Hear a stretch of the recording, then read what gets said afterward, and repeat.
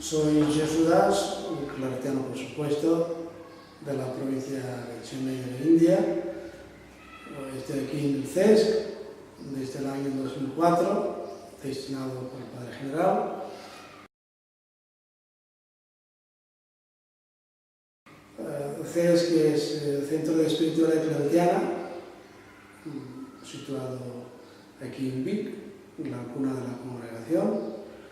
El CESC tiene el objetivo de investigar la personalidad del Padre Claret y dar a conocer su espíritu a todos los claretianos especialmente, y también por el mundo secular que colabora con nosotros y para todos.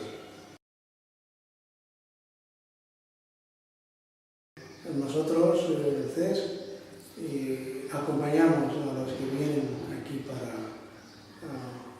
en plan de peregrinación, acompañamos a los claretianos, tanto formadores y como a los de formación personal permanente. Además de esto, nosotros tenemos la tarea de investigar la figura y la persona del Padre Claret. En este sentido, este año estamos trabajando con un proyecto que se llama Claret Contigo, y al estilo de diario bíblico.